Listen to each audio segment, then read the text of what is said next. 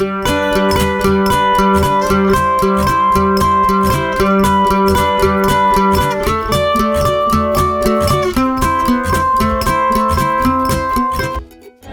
been waiting for about 1 year to speak to Dave about positive things. I mean, Okay. this is one vlog that I'm trying to have as long as I can, I believe. Okay.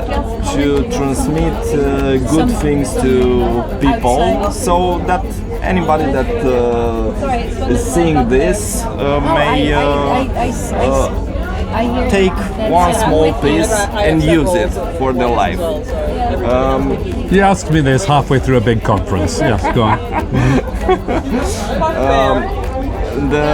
The thing is, I've always seen you having a laugh, as you seen me. So this is one good thing. The first question is this for real or it isn't?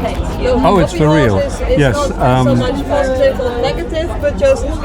A lot of this time for these conferences and so on, we're working with all sorts of different languages and language groups and age groups.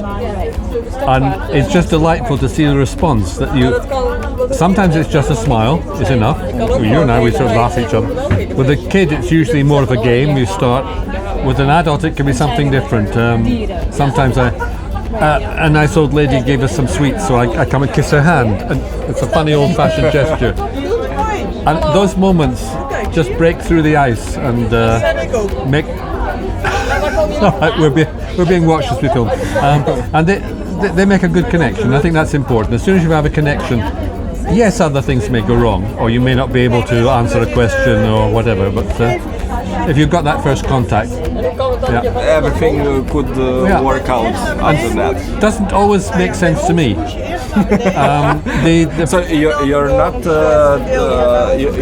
at that point where you can understand everything and anytime things go right, but still they go right somehow. Well, if I could give an example from your country, when I first went to Suceava, I met Cesar. Now, he is the first to tell you that in those days Cesar was big. I mean, he was a big lad, a huge man. And we had never met before, but we just hugged each other. Somehow it felt the right thing to do. You connected. And we've been good friends ever since. And so that's how it works sometimes. Then we get to energy.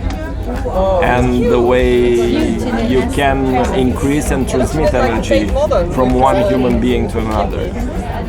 There is certainly an adrenaline flow gets going once you get talking to people or interacting, or even if it's just, I mean, it can be silly things like pretending to do a silly dance of an evening if you have no other way of communicating.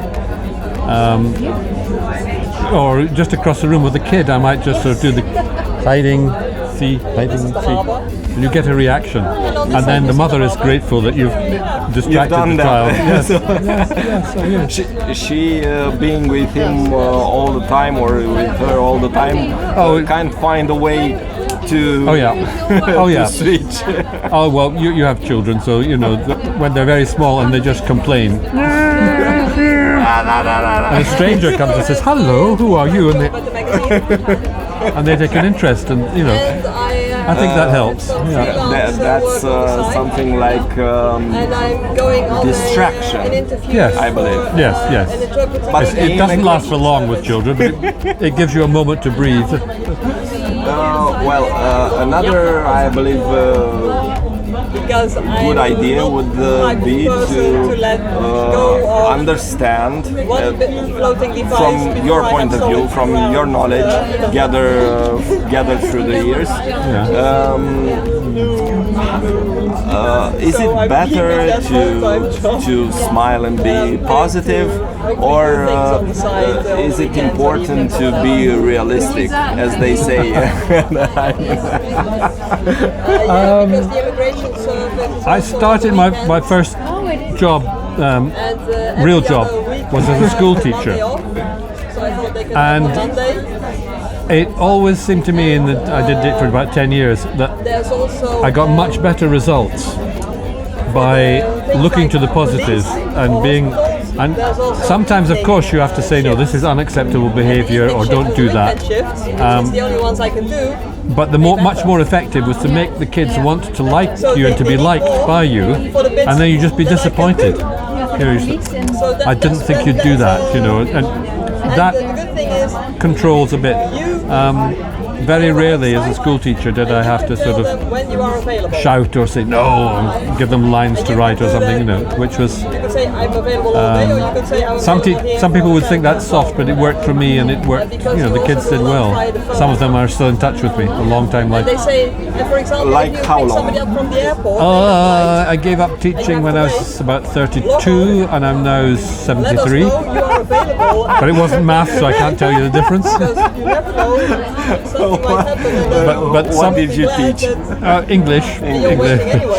Which it sounds pretty normal to you listeners maybe, but I was doing this in Scotland. And Scotland, English is a foreign language. It's something different there, yes. No, but it was nice, I liked it. It's a good subject because you can talk about anything. And it's all work. If the kids want to talk about a concert they've been to or relationship problems or whatever, it's all using the language. It's all expert. You can put little lessons in there. I'm curious, after 32 years old, being a teacher, what did I do? Exactly. Well, I did a few years as a writer, freelance writer, writing in. This is so cool. We Romanians thinking that about 40 years ago you could be a freelance writer. It's something yeah, it was. We're discovering this now. It was not great art, but it was in the magazines and things for the computer trade. There's it's basically advertisements for jobs, but they have to have something between it to make people read. So I would do funny stories and so on. And then I also had an interest in film appreciation groups, and we've been doing that as a hobby. And a job came up for the central organisation, which had 4 paid jobs. So I went on to that, and that meant I had to move from Edinburgh to London.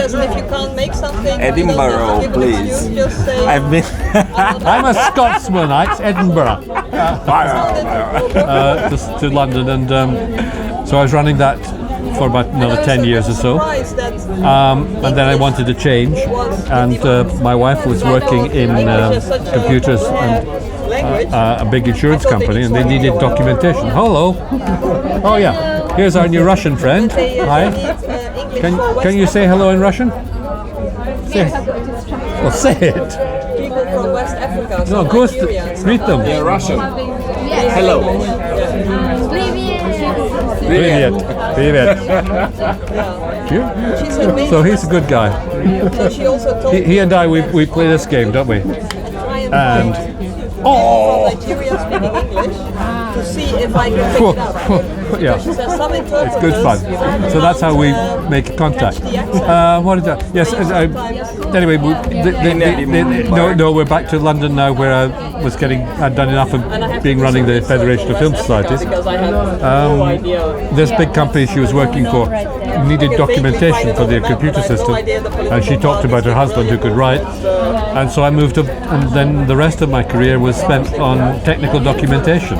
The documentation for a PC or a computer system, all right? Yeah, was done by a freelance writer that used to be a teacher. Yeah, school teacher. Yeah, well, it's very similar to teaching, kids learn by going to school, not anything a teacher does.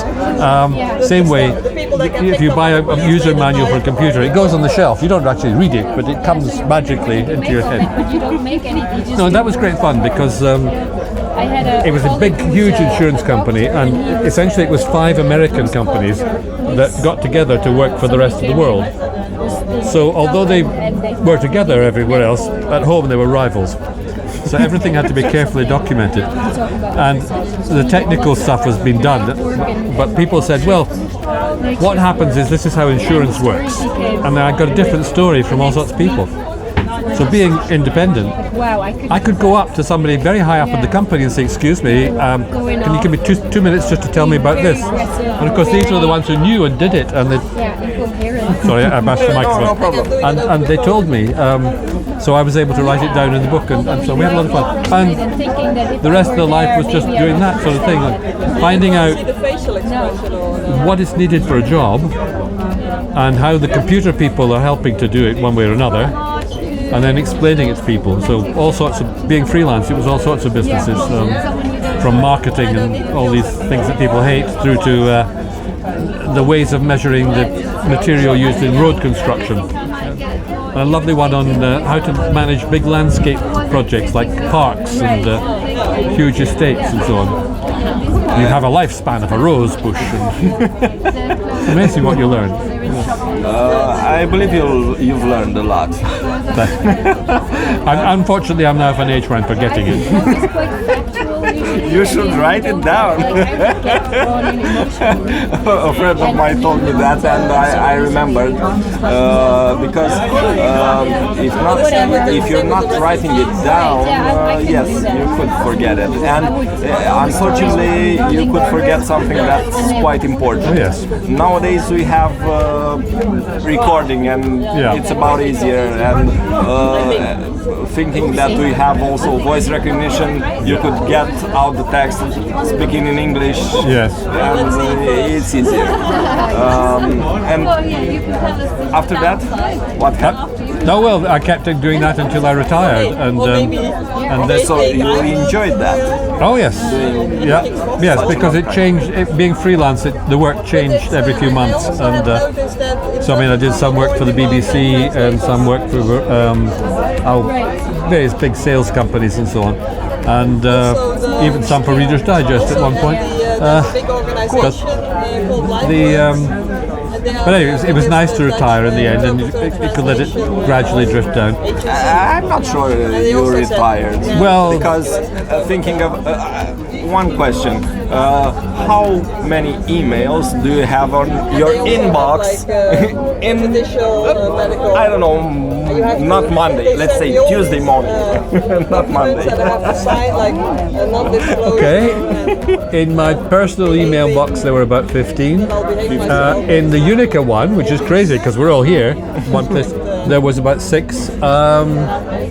In my spam tray there was God knows how many. There's a lot of them. So, and I have various other email addresses for things which were not so busy, but oh yes, it can get quite crazy. But yours must be exactly the same. The nature of the business and the work. This is why the automatic personal assistant. Now you know. When you get this, I'm really keen to hear from you. I'm joking. I'm not using. I know. But still, it's good when you're having many emails.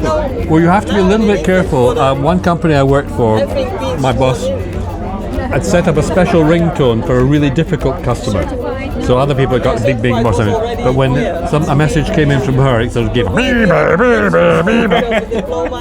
which was fine until she was visiting the office one day, and her assistant or something called in, and it went beep, beep, and she said, "Why is there a different sound for our office?" Nobody knows. So I didn't have to answer that question. It was his problem, but so you have to play that straight. One, I don't know, I wouldn't say final question, but I believe you've given enough time. Okay, thank you. Well, I'm having lovely ladies to be with you. Exactly. If one would come to you and say that you could transmit one short message to people that come after you, to people your successors. Somebody that not necessarily you don't know, but you want to make him or her get the best out of life, to have a good, happy, fulfilling life. What would that message, what would that recommendation be?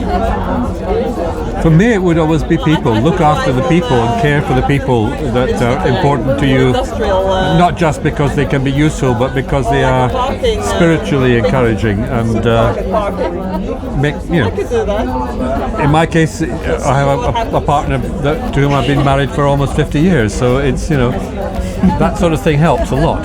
Exactly. So look out for the people. People first, for me. Yeah. Thank you. You're It was really nice. Thank you. Really enjoyed That was really silly, but thank you.